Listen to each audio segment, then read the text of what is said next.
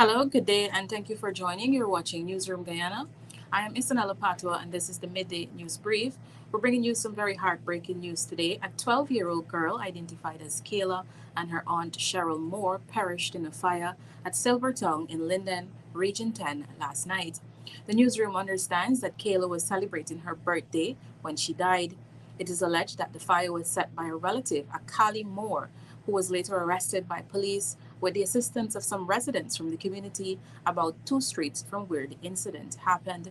A press release from the Guyana Fire Service noted that the fire was reported at about 23:45 hours. The fire service noted that despite firefighters' best efforts, the woman and her niece died. Also, coming out of Good Hope on the Essequibo coast, a woman and her 7-year-old son died in the wee hours of this morning after a fire engulfed their house. The dead are Sasha LaCruz, 34, and her son, Aisha Wilson. Neighbors say they were awakened by screams of fire at about 4 a.m., but by the time they responded, it was too late to save the woman and her son. Their screams subsided as firefighters struggled to extinguish the blaze. A neighbor, Annette Barnett, was able to briefly relate to the newsroom what transpired.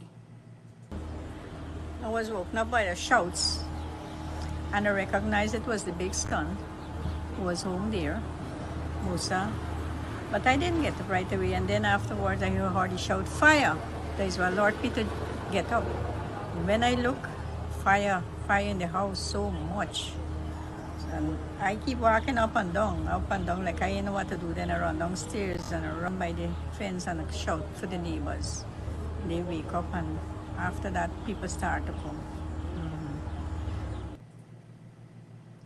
The newsroom understands that two families lived in the house and five persons, including four children, managed to escape the blaze. The Guyana Fire Service is investigating the cause of both fires in Linden and in Essequibo.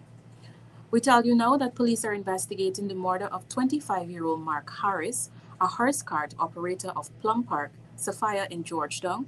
This incident occurred last night. The 20-year-old suspect, who is from the same community, walked to the Prashad Nagar police outpost and handed over the murder weapon after committing the act. This is according to a report from the Guyana Police Force. Police said Harris and the suspect had an ongoing feud. Last night, the two men were at a shop in the community when they started arguing, and Harris, who was armed with a knife, reportedly attempted to stab the suspect. The suspect, however, hold on to the knife and got a scissors and stabbed Harris multiple times.